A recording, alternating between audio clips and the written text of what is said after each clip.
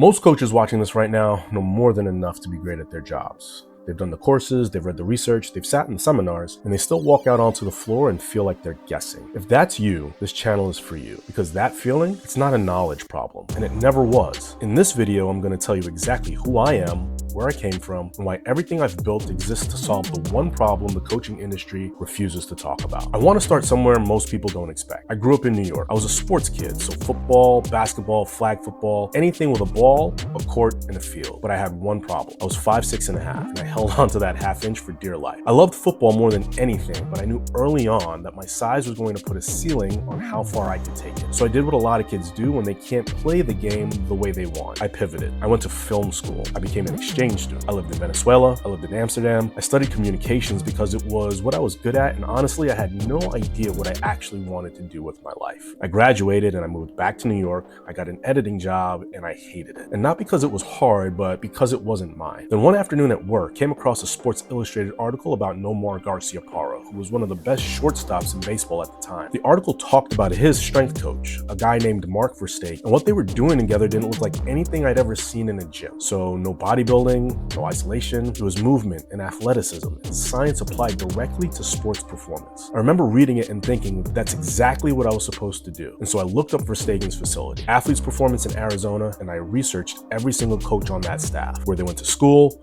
what certifications they had, what sports they played, and I built a blueprint. I mapped out every single step I needed to take to get there. Then I packed up my life in New York and I moved to Mobile, Alabama for my master's degree, and I started the process. That path took me through some of the most important experiences of my career. A mentor in Alabama named Lyle Henley was the first coach who showed me what it looked like to be open, to not be married to one methodology, so not trying to be the kettlebell guy or the Olympic lifting guy, just genuinely curious about what worked and why. He taught me something I didn't fully understand at the time. I'm married to the outcome and not the method. Then I did an internship at the NSCA in Colorado Springs, which at the time I found almost embarrassingly basic. I literally called my mother from Colorado Springs and I told her I couldn't believe how big this organization was, given how basic their approach seemed. And I was wrong. Not about the approach being fundamental, but about whether fundamental mattered. I just didn't know it. I kept applying to Athletes Performance until they finally let me in. And in the final week of that internship, they hired me. I went on to spend the next decade there. I taught coaches from all around the world. I helped build the tactical division that became one of the largest parts of their organization. I trained Navy SEALs in Virginia Beach. I helped prepare NFL prospects for the combine. I had found my people and I had found my purpose, but there was a gap. Athletes Performance gave me something that I've been desperately looking for, a clear organizational framework. So a sequence. Do this before that. So warm up before speed, before power, before strength, and strength before conditioning. That structure was transformational for me after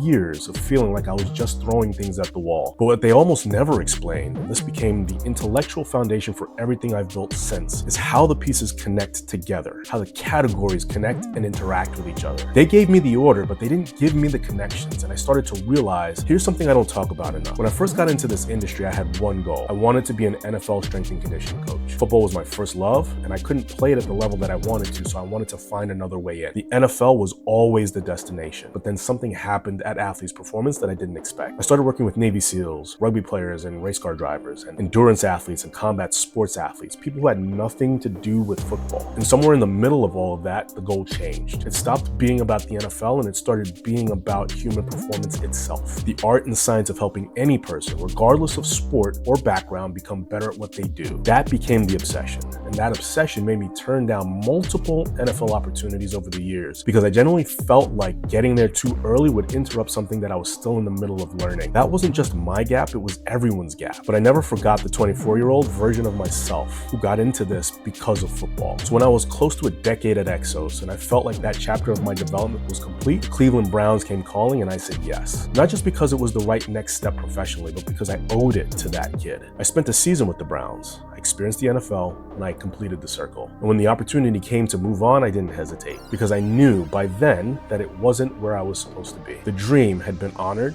and now it was time to figure out what came next. And what came next was a call from a close colleague, Nick Winkleman, who had taken a position overseeing Irish Rugby's performance program. He recruited me to take the head of athletic performance role at Munster Rugby. There were two things that he believed that I could bring: my ability for developing strength and my ability to change culture. I took the job and I moved my family to Ireland. And it was the hardest 2.5 years of my professional life. Everything I had always been told were my greatest strengths, my ability to develop and connect with people, and my technical knowledge didn't work there. The culture was resistant in ways that I had never encountered, and I could understand it intellectually. I could explain it, but I just couldn't get through it. For the first time in my career, both of the things that I'd always relied on had failed me simultaneously. It cost me my confidence, it cost me my energy, it created a level of professional anxiety I'd never felt before and hope to never feel again. But here's the thing about burnout that nobody talks about honestly. It's rarely one thing. It's not that Munster was hard and then I quit. That would be too simple, and it wouldn't be true. The real story is this. From the time I left New York at 24 years old to chase this dream, I had been in almost constant motion. New York to Alabama for my master's, Alabama to Colorado Springs for an internship, Colorado Springs back to New York for my first job as a coach, New York to Arizona when I finally got into athletes performance, a decade in Arizona climbing, then relocation to Texas, still within the company, but a management move that meant packing up my family and starting over again, then Texas to Cleveland for the Browns, then Cleveland to Ireland for Munster. Move after move, opportunity after opportunity, always climbing, always chasing the next thing. And when I was standing in Ireland at 41 years old with an 8-year-old son having just come through the hardest professional experience of my life, I looked up and saw what the path ahead looked like. More of the same. Another position, another environment, another city, another chance to give away my time and my freedom in exchange for a role that might work out or might not. And no guarantee that the next culture would be any different from the one at Munster. It wasn't that Munster broke something. It was that Munster made me finally see what I'd been doing for 15 years and ask whether I was willing to keep doing it for another 15, and I wasn't. So when we came home right in the middle of the COVID-19 pandemic, I was done. But done and financially secure are two different things. So I found a bridge role near where we lived. Lead strength coach at Luke Air Force Base for a fighter pilot selection program. So early mornings, clear responsibilities, no management weight, just the craft and building relationships with athletes. I took it intentionally while my wife and I were building our pest control franchise on the side. And once Mosquito Joe was running, I left. I genuinely believed I would never coach again. So my wife and I ran the business, and for the next couple of years, I completely disconnected myself from everything I'd built. When you spend 12 to 14 hours a day on the road as the sole technician of an owner-operated business, you disappear into it. And for a while, that's exactly what I needed. But the thing about a calling is that it doesn't leave you alone. So slowly, the burnout lifted. A friend reached out and asked if I'd come deliver a 2-day workshop for some young coaches that he had. He knew my background and he gave me complete freedom on the content. I hadn't done anything strength and conditioning related in almost 3 years.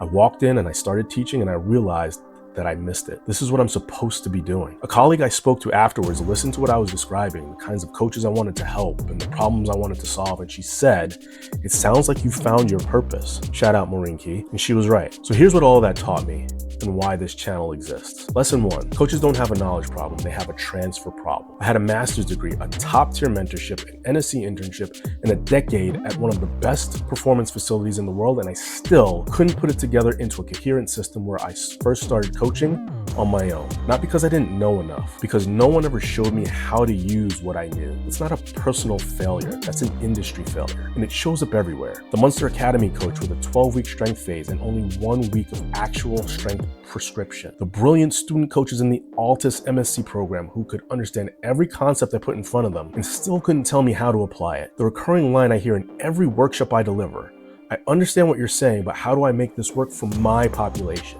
That gap between knowing and doing is what this channel is built to close. Lesson 2, the strength of a program is not determined by its features. Early in my career, I believed the opposite. Chains, bands, wave loading, undulating periodization. The more sophisticated the tool, the better the coach. I called the NSCA archaic from a payphone in Colorado. Then I was sent to work with 48 Navy SEALs in Virginia Beach with no advanced information, no pre-written program, and 1 night to prepare. I had to go back to first principles, and it worked. Both the creative, sophisticated approach I learned from Lyle and the foundational approach I dismissed at the NSCA were strong because they honored first principles.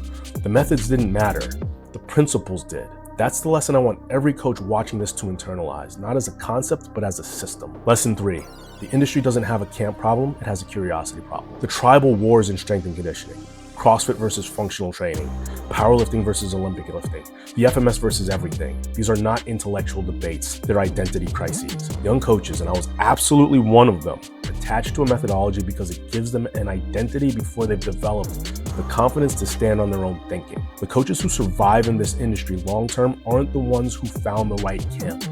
They're the ones who stay curious long enough to realize the answer isn't in any single camp and that it's okay to be everything. So that's who I am. A kid from New York who was too small to play the game that he loved, who found a different way in, and who spent 20 years building a body of knowledge and just as long figuring out how to make it usable. I'm not standing here having figured it all out. I'm building this in real time. The YouTube channel, the education platform, the products, the community, and that's actually the point. The coaches I want to reach are the ones who are somewhere in the middle of their own journey, still figuring it out, still trying to close the gap between what they know and what they can actually do with it. I've got answers for some of it, and I'm still working on the rest. That's what this channel is. If that's the kind of conversation that you want to be a part of, subscribe. Every video I put out is built around one question. How do you turn what you know into something that you can use to help you and the people that you work with reach performance? That's the work. Let's get into it.